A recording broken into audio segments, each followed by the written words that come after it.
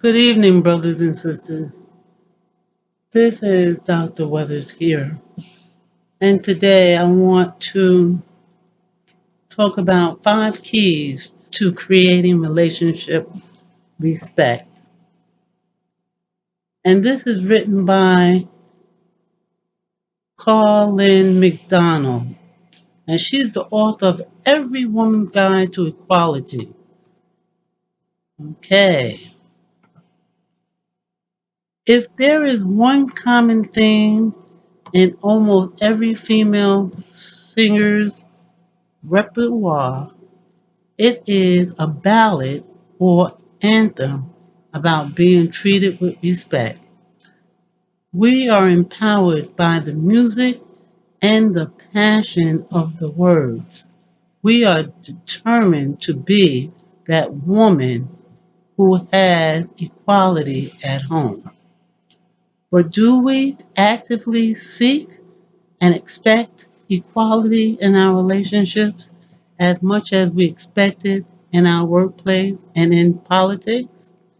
Universally, we all want to be respected, to be appreciated, to be told that we matter, that we are loved and desired. We want to feel that we are also vital and important in our relationship, that we are equal partners in relationships and friendships or in love.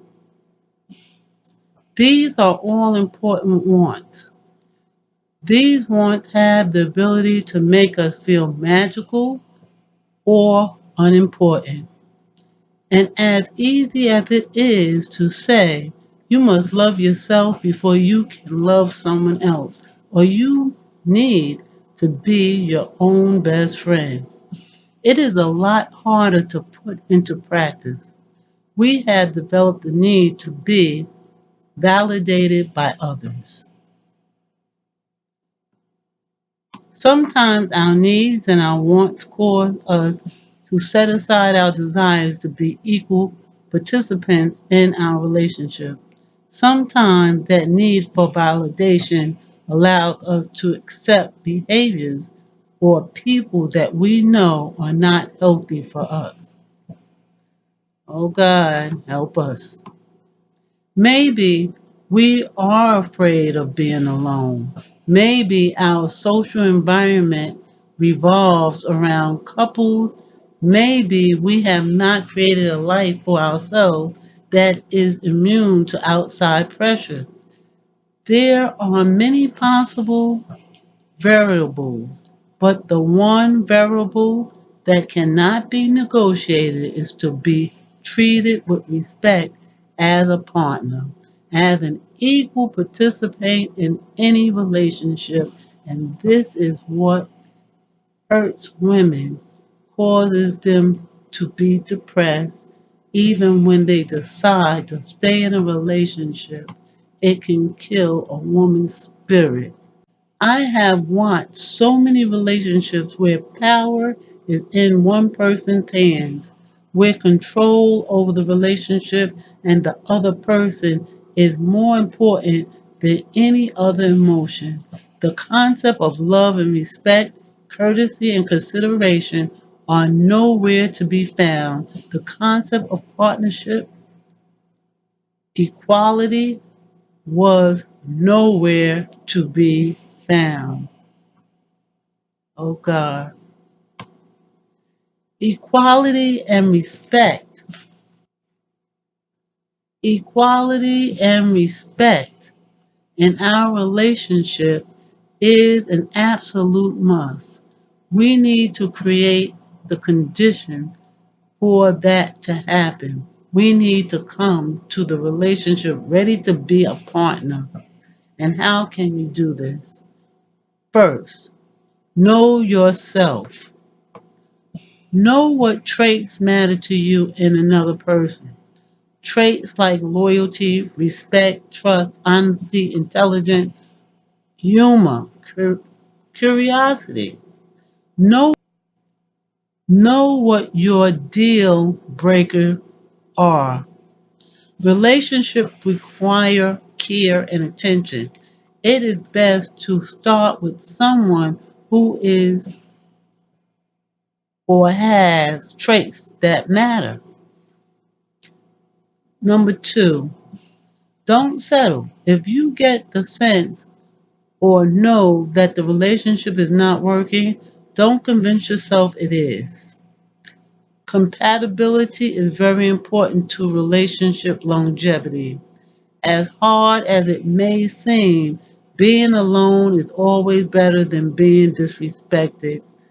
Also, you'll find yourself eventually having to end the relationship. And many a times it happens after you marry the person and realize you should have ended the relationship in the first place. Three, have self respect and integrity. Create boundaries for yourself that you are unwilling to negotiate. Only you can decide what your boundaries are. Create your boundaries with the best thoughts of yourself and what you believe you deserve. It can be wanting a person who you can trust.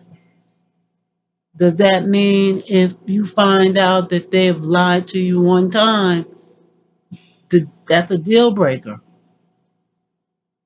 So these are the things you must ask yourself, and you must make a decision to stick with it and to stand on your word.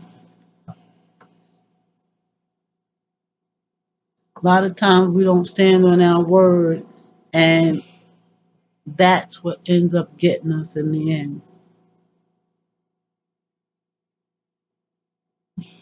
Number four, a healthy relationship is based upon mutual appreciation, mutual respect. Degradation, belittling, abuse never belongs in a relationship. If you find that you are on the receiving end of any kind of inappropriate behavior, seek counseling and end to the relationship. So you're seeking counseling and you're thinking about ending or putting an end to the relationship. So right here, you're preparing for the worst. Never ever allow yourself to believe that you are at fault for being a recipient of abuse. And don't let anybody else make you feel that way too. Number five, you complete yourself.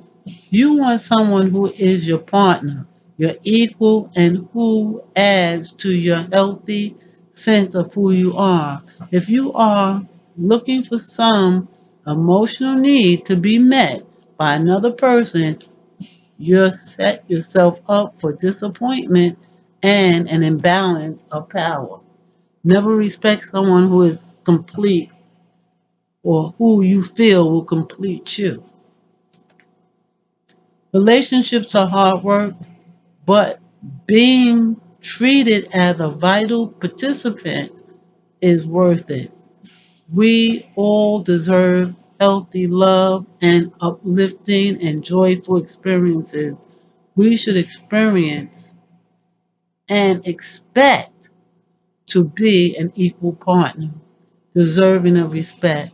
Respect is the foundation of all good things. Allow yourself the opportunity to discover all that a relationship can be with your self esteem and value leading the way. I tell you, many young people, I share this. Try not to get married before you go to college. Because if you go to college and your spouse does not go, it's an imbalance in the relationship. And what you've learned in college puts you on a different pedestal, platform. level than your partner. You change and your partner remains the same. The field now is unequal, and it's hard for you both to communicate with each other, no matter what the age difference is.